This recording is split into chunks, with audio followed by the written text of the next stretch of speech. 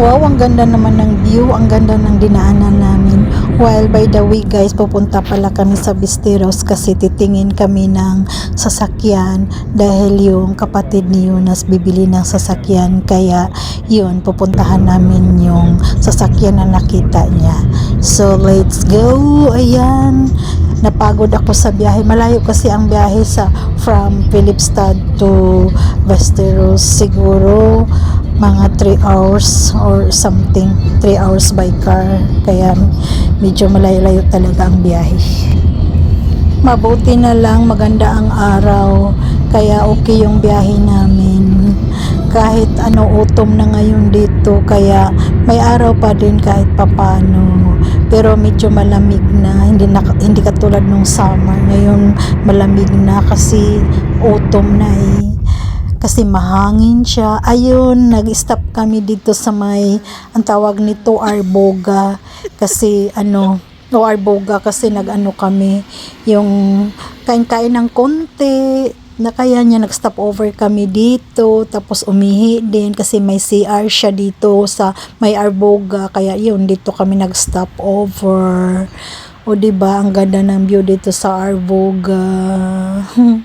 Welcome till Arboga.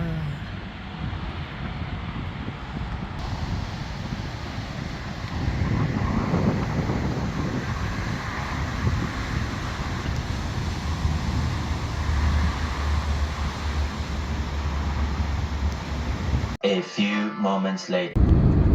So after namin nagpahinga, ayun, tuloy ang biyahe namin kasi medyo malayo-layo pa.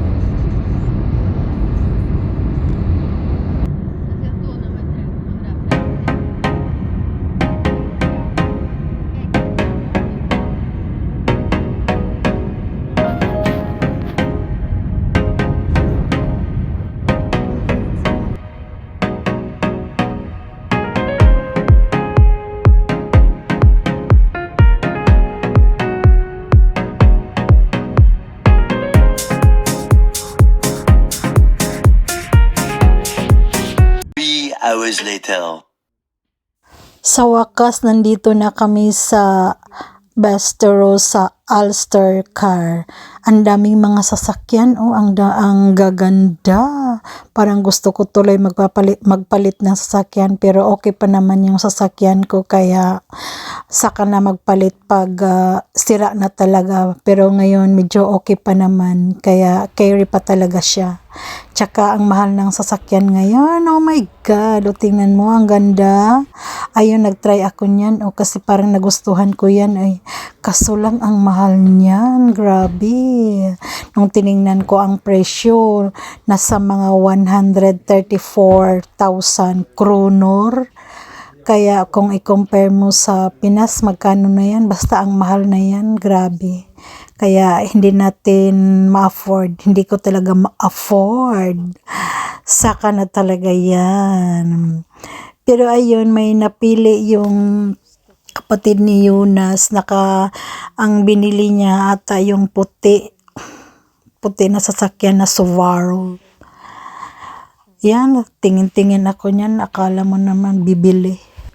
Itong sasakyan na to nagustuhan ko kasi medyo mataas siya, at saka yung kulay niya gray, gustong gusto ko. Kaso lang hindi siya automatic, manual siya. Gusto ko kasi automatic na sasakyan para madali siyang i-drive, o diba? So ngayon nakabili na sila, yung puti tinry nila kasi yun ang gusto ng kapatid ni Jonas, Subaru, pero ang mahal, pero maganda siya in fairness.